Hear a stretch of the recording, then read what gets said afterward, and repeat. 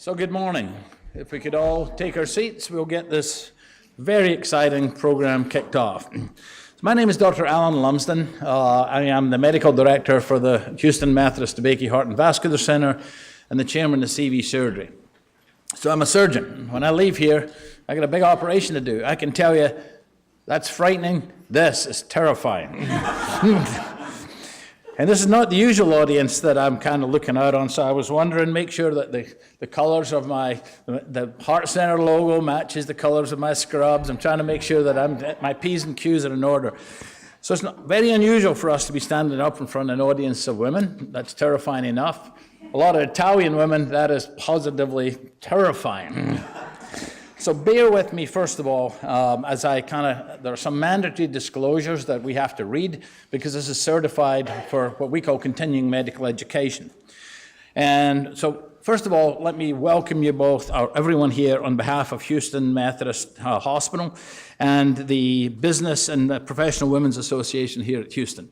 We know that women play an incredibly important role basically in our lives, particularly in philanthropy. And Dr. DeBakey described Methodist as a hospital with a soul. And I think he's right about that. The soul is the people who actually work here. But it's not just the people who work here. What's fundamentally different about this organization from any organization that I've worked in before is the involvement of the community and the community spirit, which supports us, helps us stay on mission, helps raise money for us, and generally participates in a lot of the educational programs. So thank you all really for being here. It's a privilege for us in the Heart Center and the Research Institute to welcome you here today. So that's the fun part. Now bear with me while I go through a book of presentations that I got to get.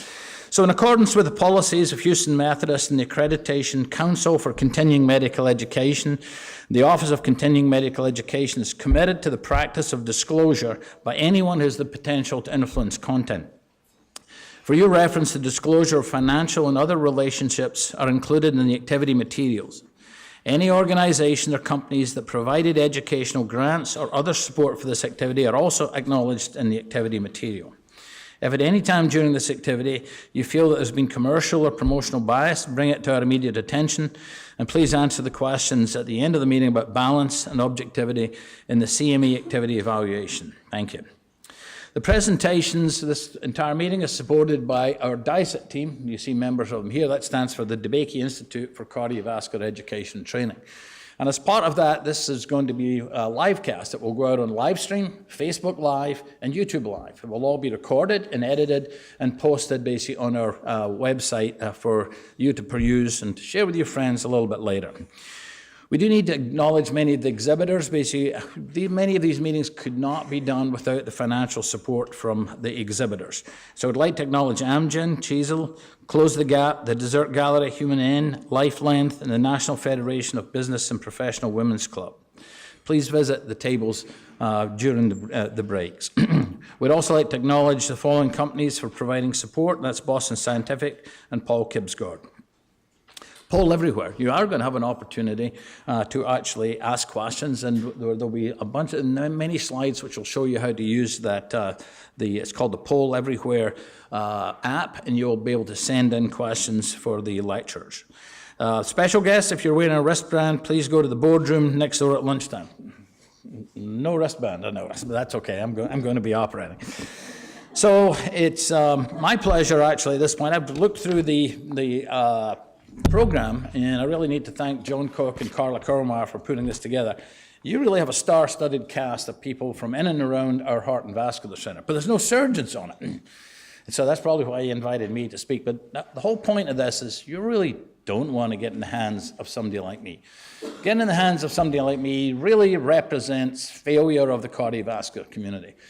And it's one of the challenges in this business is we all know that prevention is probably more important than therapy, but generally it's not funded. And so even, for example, when you try to build programs inside a hospital around wellness, they're often very difficult to fund. And that's one of the big gaps. And so I really want to thank John and Carla for putting this together, because you really don't want to be visiting me in the office if at all possible.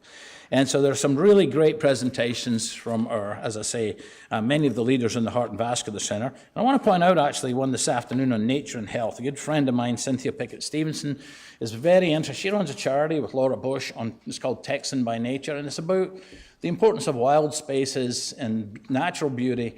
And increasingly there's scientific evidence that does in fact affect health, in particular heart disease. Okay, with that, let me introduce Paolo Ferrari.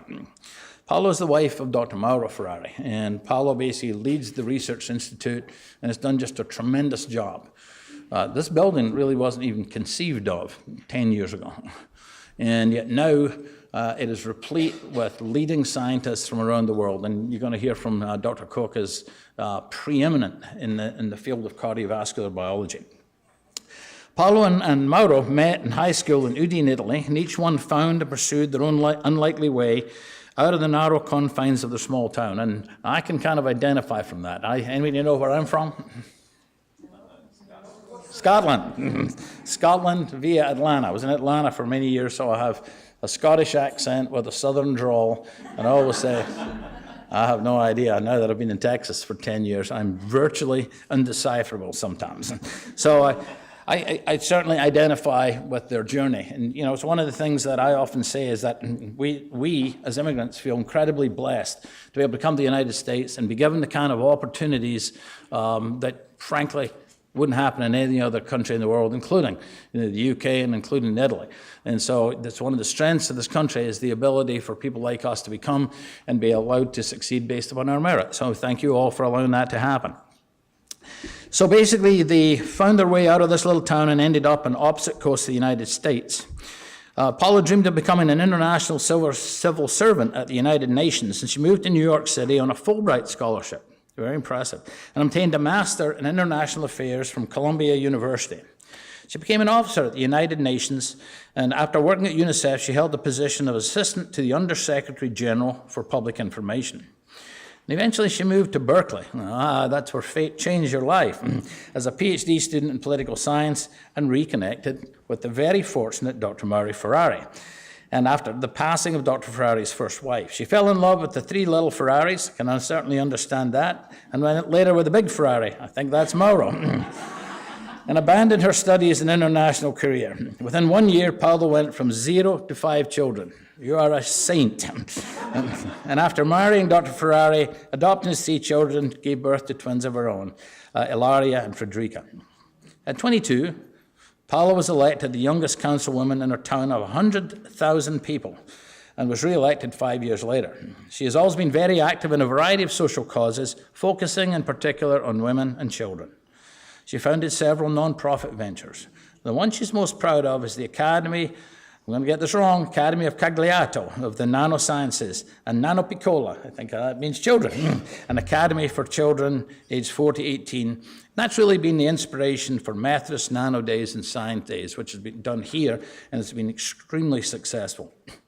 The work of this academy helped the tiny village in the poorest region of Italy, Calabria, turn its progressive decline into a true renaissance that has been taken as a model and inspiration for small communities all around the world and was featured in the global report of UNESCO presented to the UN Habitat Conference in Quito, Ecuador, 2016. While in New York City last March, invited as a speaker at the side conference of the United Nations Conference on Women, Paolo met BPW here today, BPW International in Fedapa of Italy, and decided to start a club of the National Federation of Business and Professional Women in Houston. She incorporated the association last August, and it rapidly grew to become the little engine that could. That sounds familiar. I believe I've read that book multiple times. The little engine that could, and produced such an extraordinary series of events as the Heart of a Woman.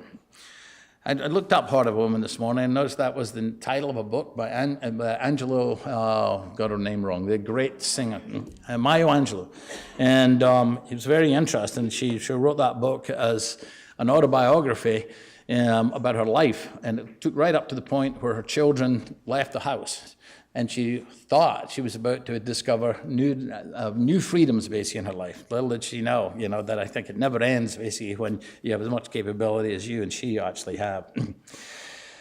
So she incorporated the association last August and rapidly grew to become the little engine that could and produce such an extraordinary series of events as this one. Their passion and support for Dr. Ferrari's life mission in cancer research has engaged her in many creative ways, including the start of a jewellery collection. That's a fascinating piece of information, inspired by the shapes of nanoparticles invented by her husband, with profits going to her charity in Calabria.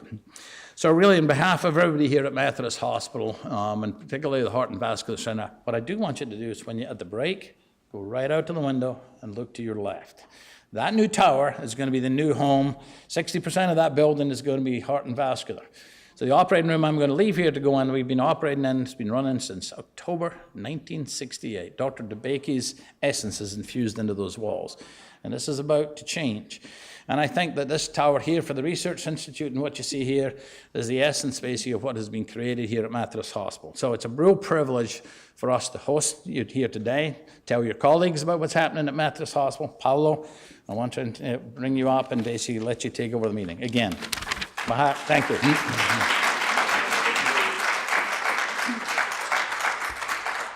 Good morning, everyone, and thank you for being here. I'm so proud of, and at the same time humble, by the combined efforts that brought us to this day and to this extraordinary conference, which owes its sensationally attractive title to the creative skills of marketing genius, Dr. John Cook, doubling here as leading expert on heart health and scientific co-chair.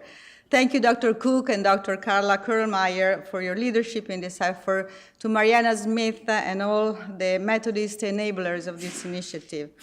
A special thank you goes to the three chairwomen of the event, Ms. Fadila Kipsgard, Mrs. Maria Bush, and Mrs. Linda Lodge. If you are here, which I'm sure you are, if you can please stand up and be recognized.